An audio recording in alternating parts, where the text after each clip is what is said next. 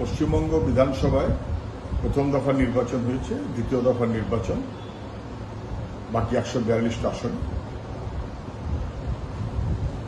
ভোটের আগে যেভাবে তৃণমূল বিজেপি মানুষকে হুমকি দেয় বদল না বদলা হবে, এবং তারপর সারা বছর ধরে বদলার মতো করে মানুষকে নির্যাতন করে। তৃণমূল দেখলে পশ্চিমবাংলায় যেমন বুঝতে পারবো, বিজেপি দেখলে ত্রিপুরা একই রকম বুঝতে পারবো। যেমন ত্রিপুরা তেমন পশ্চিমবাংলা, যেমন তৃণমূল তেমন বিজেপি।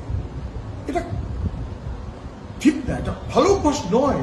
গণতন্ত্র মানুষের অধিকার। আমরা নির্বাচনের মধ্য দিয়ে যেমন নির্ণায়ক শক্তি হব, তেমন এই বদলা বদলের অভ্যাস থেকে মানুষকে সরিয়ে গণতন্ত্রের পরিসরকেই বাড়াতে হবে। আমি শুধু মনে করে দিই, এখন হয়তো সবার নাও জানা থাকতে পারে, নানান আক্রমণ, শয়ে শয়ে খুন, পাড়া ছাড়াই সমস্ত কিছুর পর 77-এর নির্বাচনে বামফ্রন্ট যখন জিতল, প্রথম সেদিন সন্ধ্যায় বাক্সবাট্টা গুটিয়ে সমস্ত মাস্টাররা পালাচ্ছে, এলাকা ছেড়ে চলে যাবে। তারা জানে তারা কি অপরাধ করেছে। সন্ধ্যেবেলা আমরা তখন ছোট, জ্যোতি বসু, প্রমোদ দাশগুপ্তের অ্যাপিল, কারুর এলাকা ছেড়ে যেতে হবে, অভ্যাস বদল করুন, অসভ্যতা বন্ধ করুন, দুষ্কৃতি কাজ বন্ধ করুন, লুঠেরাগিরি বন্ধ করুন, থাকুন গণতন্ত্রের পরিসরে, বুঝবার চেষ্টা করুন। আমরা সবার কাছে বলবো, যে যা করেছেন অসভ্যতা বন্ধ করুন, অনেক হয়েছে, দুষ্কৃতি কাজ বন্ধ করুন, লুট তোলাবাজি চলবে না, বাংলাকে বাঁচাতে হবে। এই নির্বাচনটা বাংলাকে বাঁচানোর লড়াই।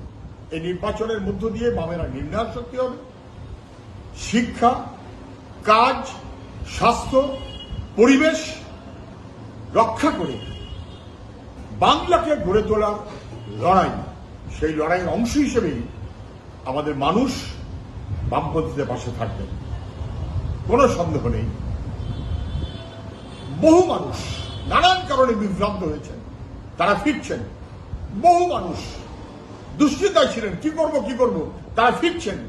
তৃণমূলের বিকল্পে বিজেপি না, বিজেপির বিকল্পে তৃণমূল না, নির্ণায়ক শক্তি বামেরা। নির্বাচনের পরে সবাই বুঝবেন, ফল বেরোবার পরে সবাই বুঝবেন, বামেরাই নির্ণায়ক, বামেরাই প্রাসঙ্গিক।